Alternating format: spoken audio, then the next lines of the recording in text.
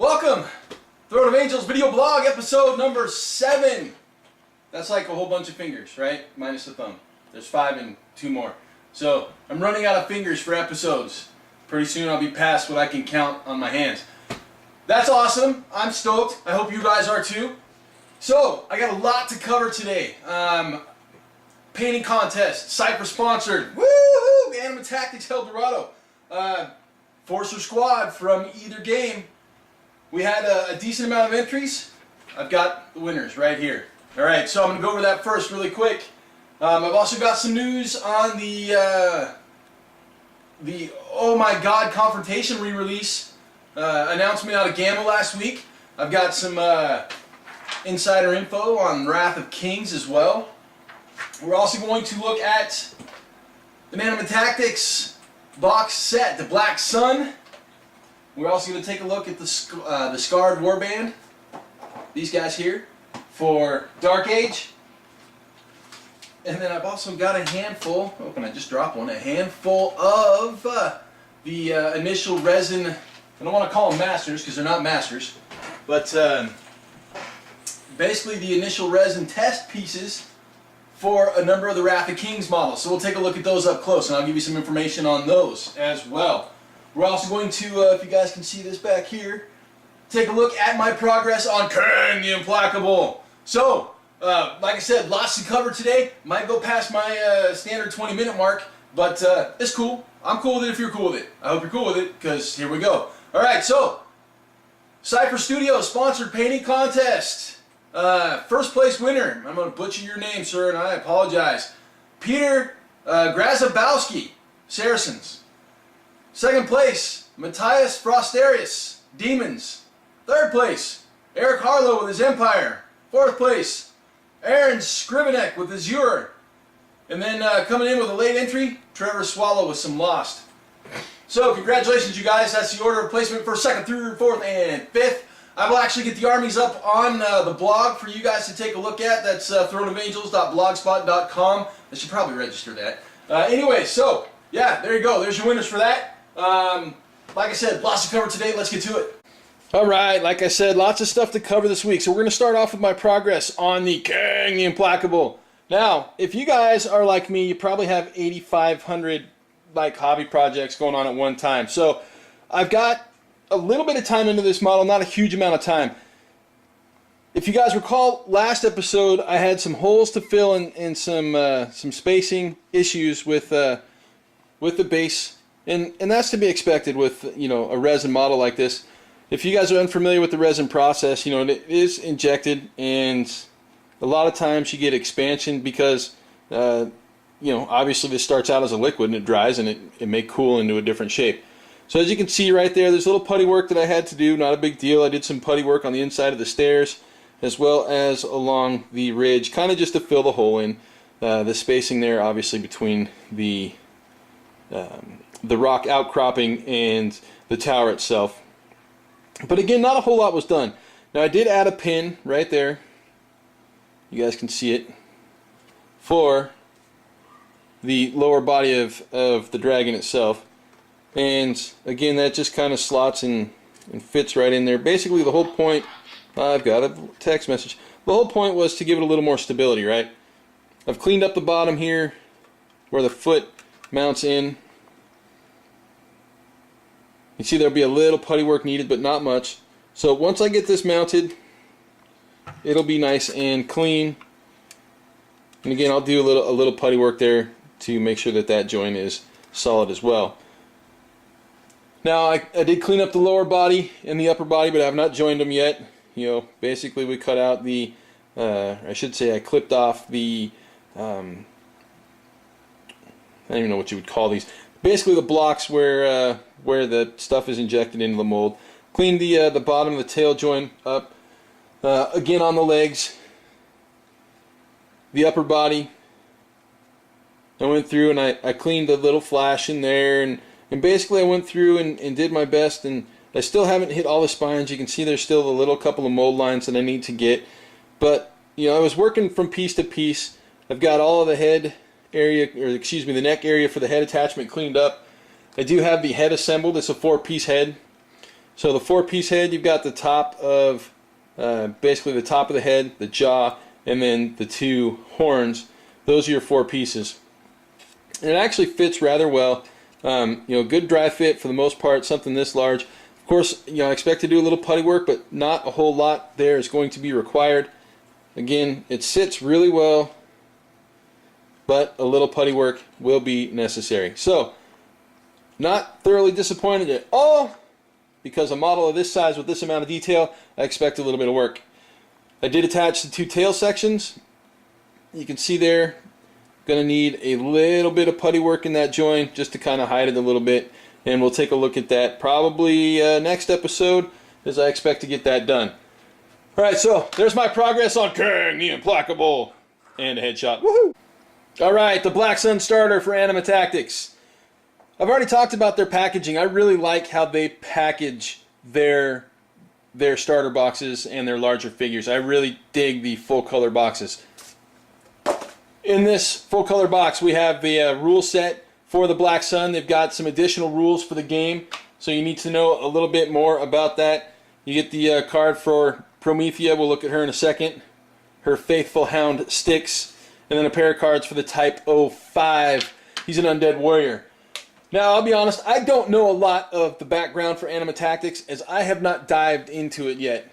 And the Black Sun kind of feel like the Umbrella Corps to me. They kind of had that feeling to them. Evil corporation, undead, trying to take over the world.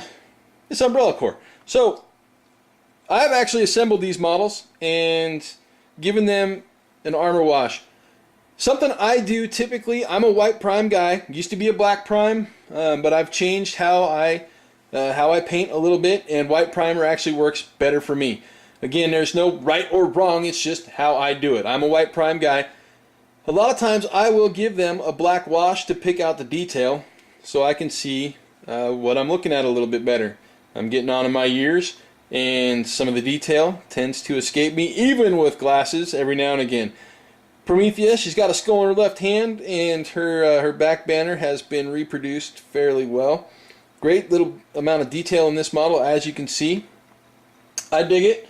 I think the Black Sun was a good choice for me. Well, we'll look at Styx really quick. Styx, he's a dog, you know, bow wow wow, yippee yo, yippee yay, and all that. For the most part, I think he's undead, but again, I don't know. He's got either a piece of armor or something there on his side. I'll tell you what, solid little sculpt for a little model. Now, the Type 05. I actually really like this guy. Undead warrior. I am an undead fan. I like vampires and werewolves and ghouls and skeletons and basically the things that go bump in the night. If I could have an all-ethereal force somewhere, I would probably do it. Nothing but ghosts and ghouls and wights. It would be cool. I'd dig it. So, this guy actually came with 3 heads and 3 right arms. That's what you can see up here. Oh, knocked him over. This is head number 2 and head number 3. You have different options. I just went with what I liked kind of the best. You have, that's really tough to see, but basically that's an open hand, or excuse me, a closed fist, but a full-on hand. This is a wickedly warped, massive, monstrous claw, and again, what I went with was basically that version of a spiked hand. And no, that's not his middle finger sticking up. That is actually a bone or a piece of metal protruding from his gauntlet. Alright, again, there you are. Black Sun starter box. Alright, here we have the Skarrd Warband from the Dark Age line. This is what I'm going to play. Mainly due to the fact that, here, we'll zoom out a little bit. Zoom, zoom, zoom, zoom. I've been reading this. This is the Dark Age Apocolypse Force List book. That's the important part. But it's a big book. As you can see, it's about 400 pages. It has all your fluff and your awesomeness in it for what is going on here. Post-apocalyptic nightmare. I'll tell you what, I'm actually really enamored by the fluff, and I'm finding that, you know, initially I wanted to play the Dragiri Aircast, but these guys, I am really finding myself attached to the Father Kerwin and the Saint Jahan. Pee-wee list, I'll tell you what, I am excited to actually get this stuff together and working. Now, I will separate this stuff out, show you exactly what we're working with. As you can see, we've got a lot of pieces. These are the wings for the harpies. We've got a grafter, 3 harpies, buzz blades, which can also be Charity's Might or Charity's Zeal. There's 6 wings up there for the harpies. 3 different harpies. I know one of these used to be limited edition, but they drug it into regular release. That's a hand for a Go Lab. 3 clubs, 3 shields, 3 buzz blades, 3 harpies, a grafter, and a Go Lab. Alright, that's what we're looking at for our Skarrd Warband. Now let me grab a pair of these. We'll take a closer look at a couple of these models. The Go Lab, this guy's a monster. And when I say a monster, I'm not talking about like rawr, monster, I'm talking about like huge, mungus, right? So, Grey Knight doesn't stand a chance. Right? This guy's just going to take his gigantic, ginormous sword, which is this thing right here, and you know, it's a little taller than a Grey Knight, and he's going to impale him. Something fierce. Now, for those of you who don't have Grey Knights or you're privateer players or familiar with the privateer environment, this guy is literally as tall as a Berserker Warjack. Right? He stands up pretty much to the smokestacks on this guy. Alright, now that we've got the comparison aside and know that how big this dude is, let's take a look at him as far as sculpting and mold quality goes. Now, for a model of this size, I would expect a little bit of mold warping myself, quite honestly. And that's just due to the fact that I do actually know the process, the vulcanization, and how it goes. There we go. We can see a little bit of a mold line there. For those of you that aren't kind of catching it, it's running through here, right? There's your mold line. And I would expect to see something, there's a good glare there from my light as I adjusted. I would expect to see something a little more, you know, I would expect to see more of a mold line than what I'm seeing through here. This guy is going to require very minimal cleanup, which I like a lot. For a model of this size, if I don't have to do a whole lot of work on it, that makes me smile. Again, I've got two options for attaching a sword hand. I've got one where I can lace it across his back, or I've got another where I can pretty much give him the samurai action. Woo! Like the samurai action, that's good times. This is his other hand. This is a grafted fist.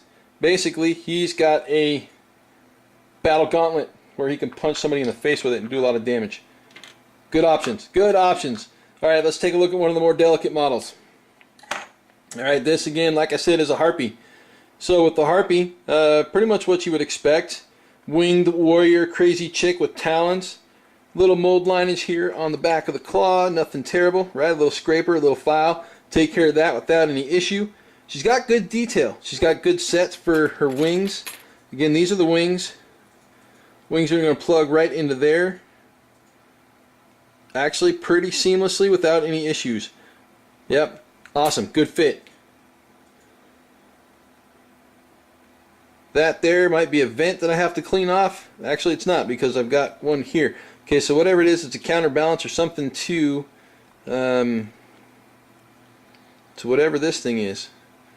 Because I would expect, yeah, because that is actually part of the mold. Okay, so let's just double check to make sure that it's on the back of the other ones. And it is there on purpose. All right, woohoo! So I don't have to clean that off.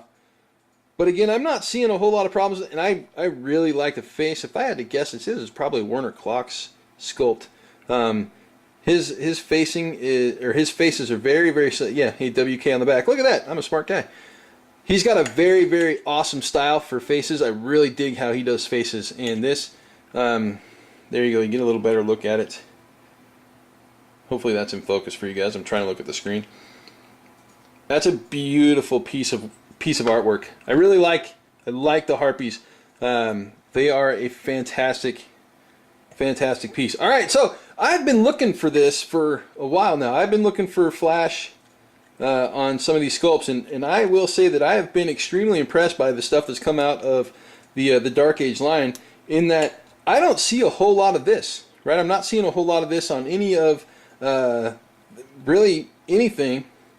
This is the first one, and There's a little bit here. There's some up here. Again, it's not a big cleanup or a big problem, but I have been looking for, hey, I got to do a little work on this model. See, there's a little here. So basically what that tells me is that the mold that this came out of was at the end of its life, right? It was starting to slip, and I'm sure that was probably one of the last ones that was released on that mold, and they replaced the mold. Because as you see on the buzz blades, I'm not seeing that, right? I'm not seeing the mold lines. I'm not seeing the issues or the problems. And that goes to show that they take pride in their work, and they don't want their customers to have to do a whole lot of extra work. Oh, sorry, out of frame there. Bad. I got to get used to not doing that, so I got to hold it in front of my tripod a little more. Basically what that tells me is they don't want us as consumers to do a whole lot of extra work to get some paint on these models and get them on the table.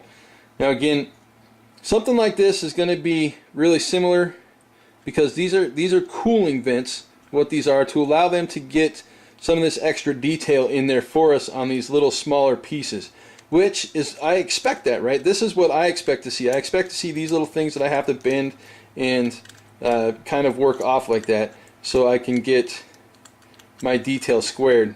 And again, it doesn't take much. You just bend it and off it comes. Again, not a whole lot of mold line issues or problems. This actually is really creative. I really like that fist, because it's kind of a hydraulic three-fisted, actually kind of reminds me of what they did with the Warjacks.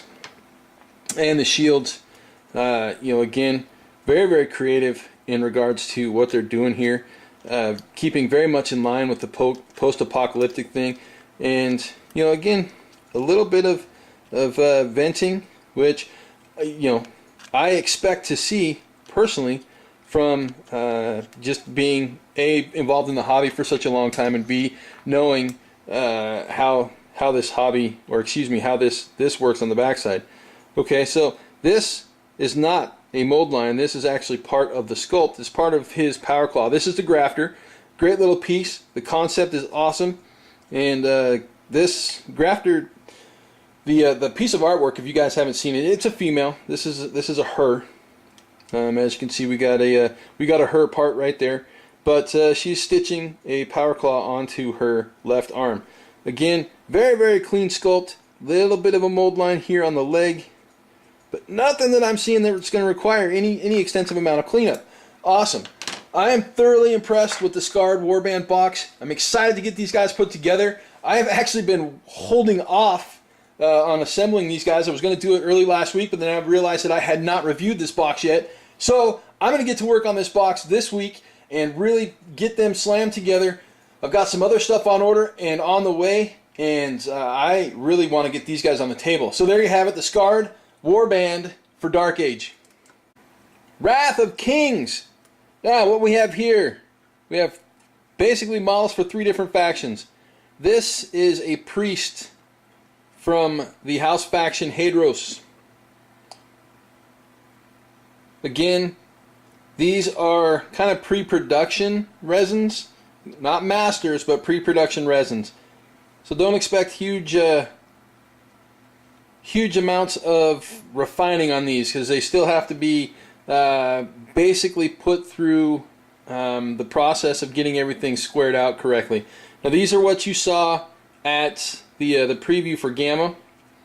This guy obviously being the squid-faced techno priest with the tentacles, as you can see him there off of his back, and again on his face.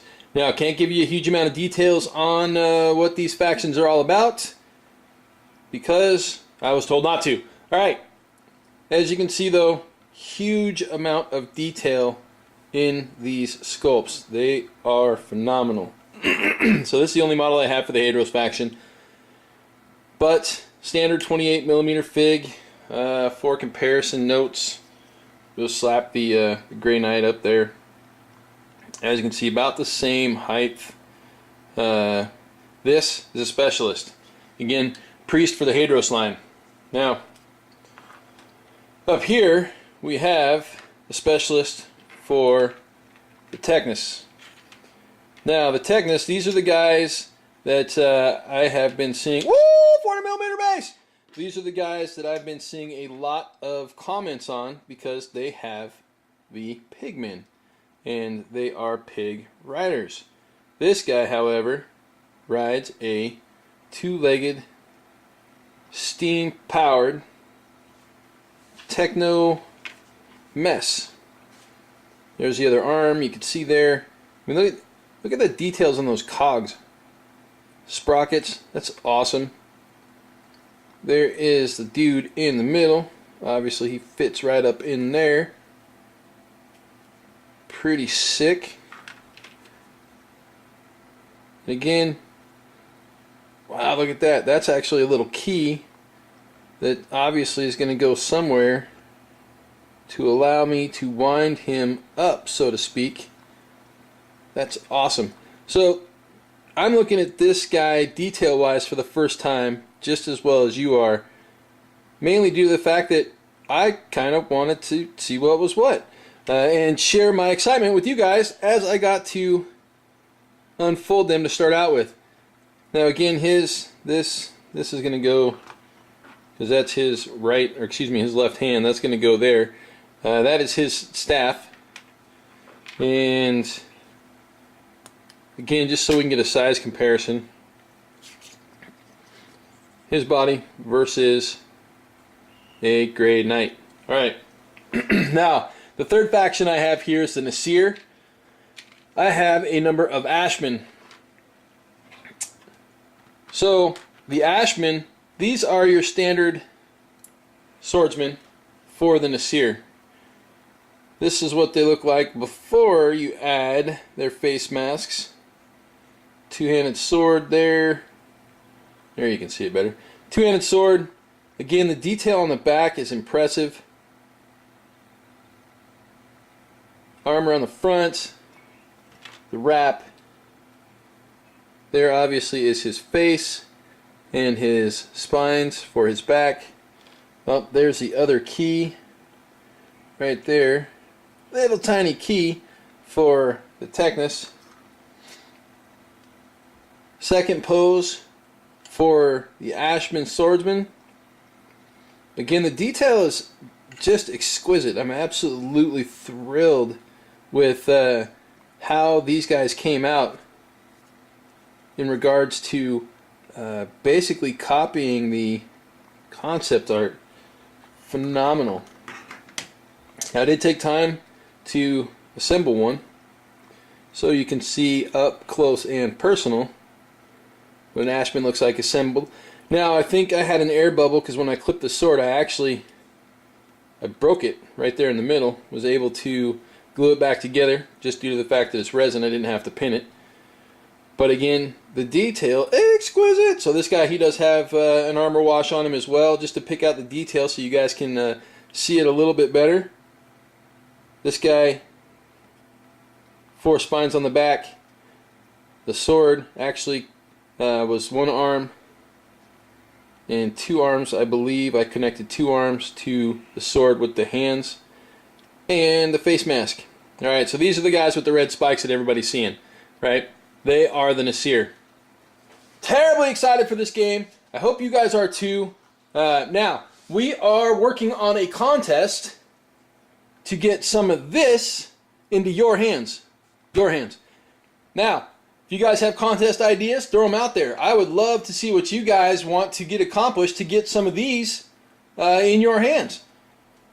Kevin and I are going to come up with something cool. Hopefully by next episode we'll have something ready for you guys to get these out to you before you can get them. Hopefully on limited release, and most definitely before Gen Con. So with that, I'm super excited for the Wrath of Kings, Nasir, Technus, and Hadros, and hopefully next episode we'll have some other models to look at.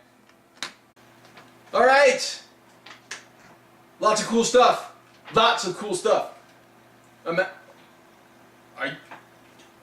Yeah, cool stuff, right? Solid. Okay. Confrontation information. I don't have a lot because things are still being discussed and finalized. But what I do have and what I do understand, this is what's being planned.